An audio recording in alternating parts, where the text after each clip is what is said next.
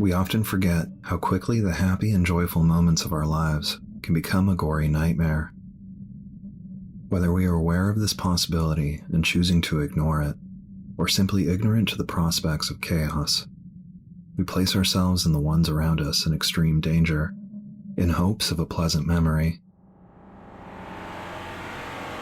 In the summer of 2004, Eric, a soon-to-be senior in high school, was camping on Lake San Antonio with his church youth group. They were there for 5 days, and had spent the time wakeboarding and tubing, as a number of the families owned boats and jet skis. The owners of the boats would take pre-separated groups out a couple hours at a time, ensuring every group got a turn on each vessel. But it was the last day of camping, and that meant there was one more early morning trip out onto the water, but only for the seniors, seeing as they would be the only ones not returning the following year. Eric was looking forward to this ride so much he barely slept the night before. He loved the water, and having played water polo since the age of 10, he was an extremely strong swimmer and felt at home there.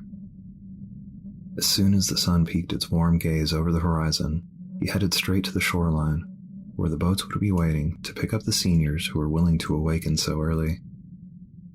It was still very cold, and a light fog was slowly dissipating from the air. As he reached the shoreline, he noticed there was only one boat so far, and it already had 3 senior girls climbing aboard. They were a group of shy girls he had never spoken to, and so he asked the driver if he knew of any other boats coming over. The driver, who was the father of one of the girls boarding the boat, told him it would be a long wait for another, as the other parents got a late start. Eric didn't want to wait in line, so he asked if he could join them. The girls all looked at each other. Then one of them looked back and quietly said, "Yeah, that's okay." As Eric waded his way through the water to get to the back of the boat, he heard a familiar voice. "Is there room for one more?" It was Andre, another senior boy. He and Eric weren't close friends, but got along well with each other. The driver nodded to him for confirmation, and Andre joined the group. He was very innocent and religiously strict, but having him there relaxed Eric. He didn't want to be stuck on the water with a group of girls too afraid to speak to him. Eric wondered where the rest of Andre's group was, but didn't want to ask, as they were all what he thought to be stuck-up Christians. Eric liked Andre, but found that the rest of the group usually looked down on him and others around them. It was then decided the girls would go first, as they were the first to arrive. They had chosen tubing as the activity for the morning. The girls then clambered from boat to tube, where there was space to lay down and handles for 3 people to hold onto. When they started off, Eric thought the driver would accelerate quickly to a fast speed, but it seems he didn't want to scare the girls. To Eric, it felt like they were dredging through the water. The 3 on the tube were screaming and laughing, having a great time. Eric looked at Andre, who seemed just as bored as he was. "You want to go together after this?" Eric asked him. "Yeah, only if we can go really fast though," Andre answered. "I'm just doing this for the girls. For you guys, I'll make it really fun. Get your vests on, you're almost up," the driver shouted to the boys. They then put on the vests while the driver slowed and turned around to pick up the girls. As the 3 dried off, warmed up, and got comfortable, the boys made their way onto the tube. It was quite large, and there was an open space, there only being 2 of them.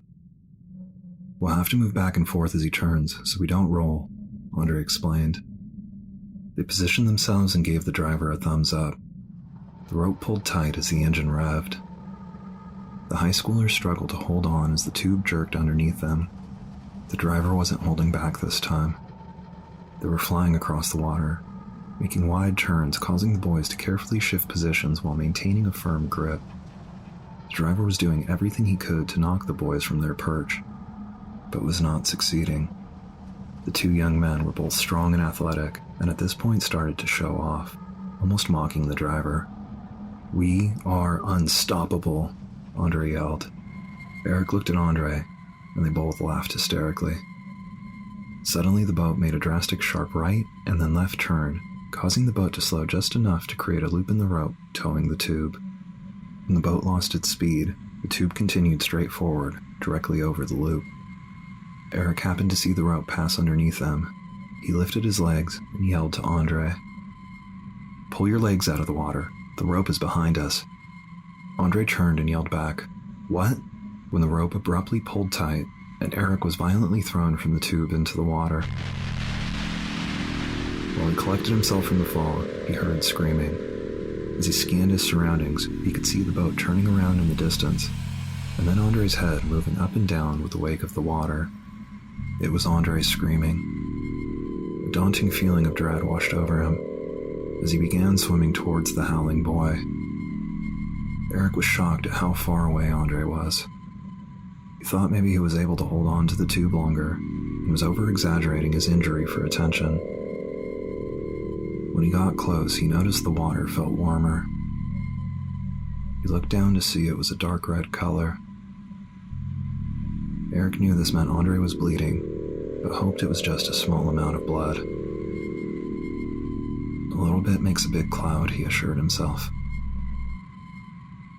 Finally reaching Andre, he could see the severe amount of pain he was in. "Hey man, what's wrong?" Eric asked. "I'm cut. Real bad." Andre gasped between wails of pain. Eric swam up behind Andre, placing his arm around him and pulling him into his chest to help keep Andre steady and afloat. "Can you show me the cut?" Eric asked calmly. Andre then lifted his leg out of the water. Eric looked in horror at the mutilated appendage.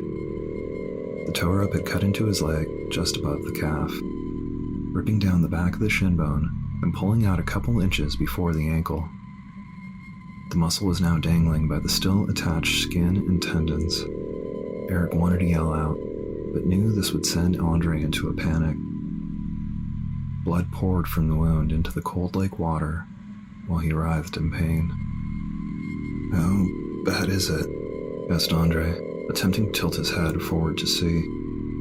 Eric grabbed his chin and lifted it up, not allowing Andre to view the carnage before him. "Just lay back, dude. The boat is coming to get us. You're gonna be fine," Eric said, hoping he wouldn't slip into shock. Eric then reached down and applied pressure to the wound in an attempt to slow the bleeding. Andre screamed out in agony. "I know, man. I'm sorry." Then Eric heard a boat pull up behind him. He turned his head to see it wasn't the one towing them.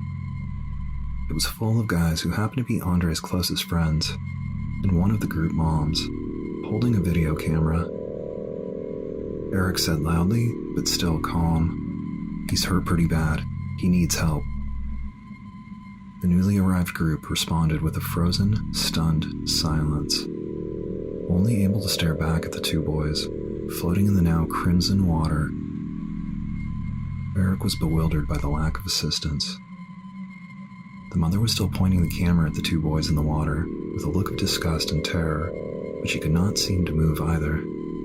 "He needs help now," he exclaimed in frustration.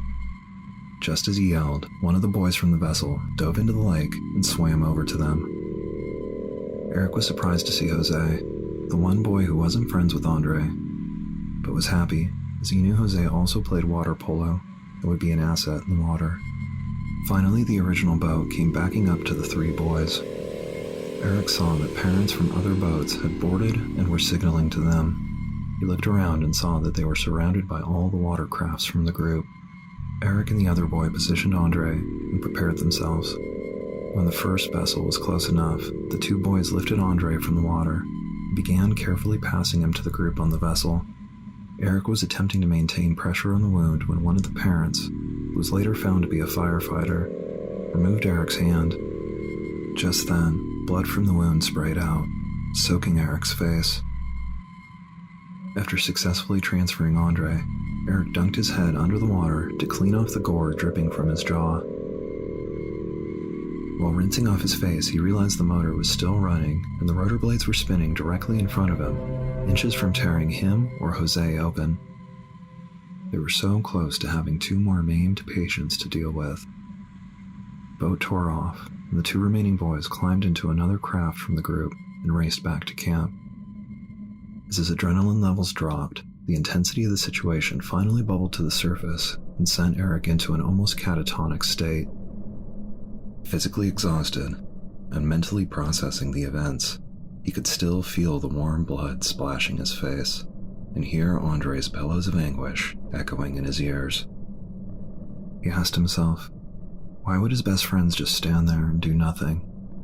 Why would that woman continue to film us after seeing the carnage? Andre was flown by helicopter to a nearby hospital where he received emergency surgery. Eric was allowed to join Andre's friends and family there in order to show his support. Fortunately, they were able to save not only Andre's life, but also his leg. The doctors and surgeons could not relay enough how lucky Andre was to be alive. The tow rope had begun to cut into an artery before pulling out of his leg. Had the artery been opened, he would have been dead in minutes. Waiting for Andre to come out of surgery, Eric would see the driver of the boat sitting in a corner of the waiting room. He was staring at the floor with eyes wide and his skin looked pale white. The guilt of what happened to Andre was wreaking havoc on his conscience. Eric walked over to the man, unsure of what to do or say. Eric was angry at him for causing the event, but could tell he was beating himself up better than any other person could. Sometime later, when Andre was healed enough to join the youth group once again, a couple of the counselors thought it would be interesting to show the video from the lake trip during a weekend church meeting. The majority of the video was teens tubing, skiing, and just goofing around, until the end of the video, which was a zoomed-in shot of Andre being thrown like a rag doll, his mutilated leg. A large number of the youth group ran outside, while others were stuck in their seats in appalled disgust. It is unknown if the counselors purposely left in this gruesome scene, making some kind of a sick joke, or if it was an honest mistake. It is worth noting, the story involves the same church group from our Cleaning a House of Nightmares story. It is an expensive private school and Baptist church, which leaves us to wonder, can you trust the people you leave your children with? Will they protect your child from danger, or place them directly in its grasp? What is it that gives some extraordinary focus, but sends others into a state of frozen terror during emergency situations? What kept Andre's comrades locked in position while he screamed in torment? Could the fact that so many people witnessed the event have caused them to freeze? The bystander effect postulates that the larger the number of witnesses, the smaller the chances any one of them will assist someone in need. The more people observing means less responsibility to be placed on the individual onlooker to act. Is it fear that rules our actions? Are we afraid to somehow make things worse? Could we be worried that we would be unable to help, or is it a case of self-preservation? Do we fear our own injury, or even demise, to such a degree that we are willing to watch others suffer in bloody agony? With the ever-presence of danger, how will you react when faced with someone else's peril?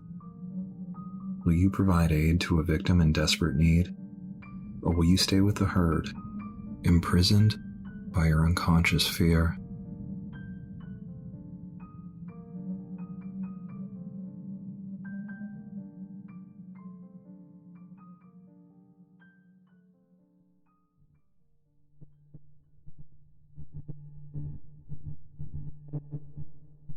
Subscribe to Black Letters for a new horror story every 13 days.